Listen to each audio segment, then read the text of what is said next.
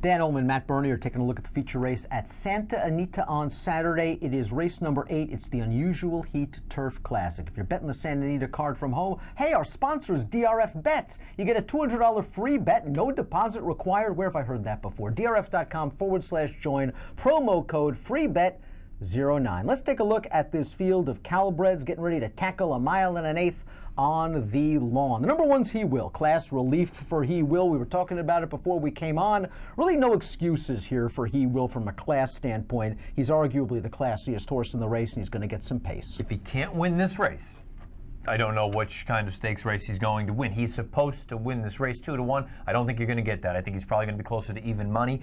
He took a lot of money in the San Gabriel against the likes of It's in the Post and Flamboyant and other big names in there.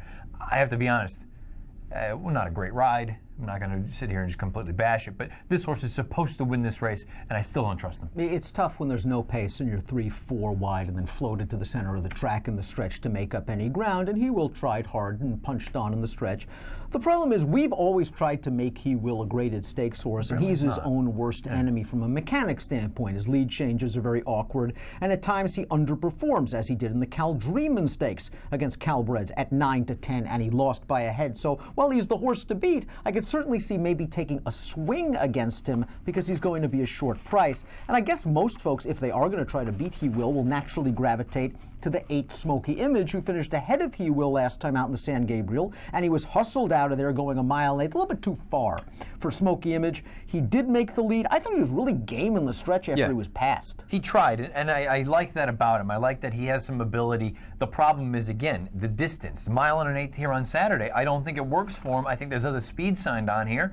And unfortunately, if this race at a mile, I'd be really interested. I just don't think he can get 9. So if you think that He Will's unreliable and you think that Smoky Image is at a disadvantage at this distance, you're looking for alternatives. Timeform US Pace Projector perhaps could give us an alternative. And I like this pace projector because I'm going to try to make a case for the 3 Summers Image. But I got to be honest. Before I looked at the pace projector, I thought this was going to be a barbecue because there are several horses in this race with speed. If Timeform US is right, Summers Image becomes a little bit more interesting, although he's still got to prove it against this caliber of horse. Not only does it look like there are speedy horses, there are outright need the lead types in here. So what are they going to do? Just sit? He's fast. Yeah, he's incredibly fast. Maybe he is just simply the speed of the speed, but the other horses, it's not like they're going to be going slow. And he's got to go a mile. Yeah. Which is why if you get 15-1, which is what he is on the morning line, you might want to take a little bit of a step. Yeah. I liked his turf debut, his route debut. He got slammed coming out of the gate. He made the front. He dug in gamely to win. I know he wasn't facing those kind of horses,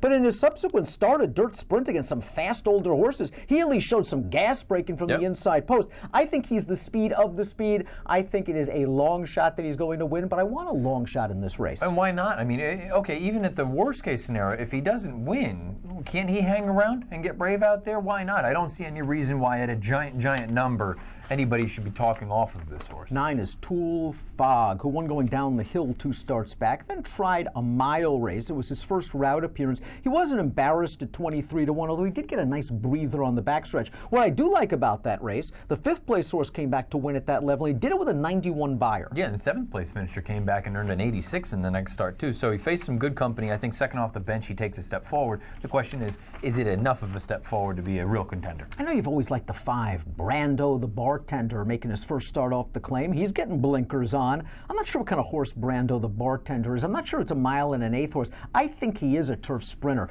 I think he's also the kind of horse, when he makes the lead, he kind of starts forgetting about what he's supposed to do, because it looked like he was full of run in that 5 furlong turf sprint 2 back. He just rolled by those horses, and when he made the lead, he said, "Where's everybody?" And he won by only a half length, and then he wouldn't let anybody gallop out past him. Last time out going 6.5, I don't think the pace really worked out for him. I think he needed a little bit more pace. He's a little bit of a sneaky underneath horse, but I'm worried about the mile and an eighth. I'm worried about the mile and an eighth, and if I'm being honest, I like the horse. I think he's cool. I like everything that he can do. He can win at a mile. He can win at 5.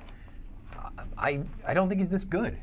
How many times have we seen recently just come down to distance, especially at a mile and an eighth, where horses that have an edge perhaps on figs and class, they just don't stay. One thing you know about the big train, while the big train doesn't win very often, he won last time out, and he did it in a mile and an eighth race that had a ton of pace. Got Peter Miller in his corner as well. Here's a formulator fact for the big train. Over the past 3 years, older last out winners Second off the layoff on turf, 45%, a 461 ROI. This horse has paired up Beyer tops in his last 2. Visually, I didn't like the race, but at the same time, if you think there's going to be a barbecue up front, you think a mile and an eighth is going to be a problem for some of them, neither of those will be an issue for this horse. He'll come from the back, and he wants distance. You've always got a thing for the 4, Camino del Paso. Third last time out in the Berkeley Handicap. I think he moved a little early in the Berkeley over a synthetic track. And the winner of that race, Editore, came back to run third, finishing ahead of the 2 favorites in the San Gabriel. This horse's figs 2 starts back. 91 Beyer going a mile and an eighth. It makes this horse a player.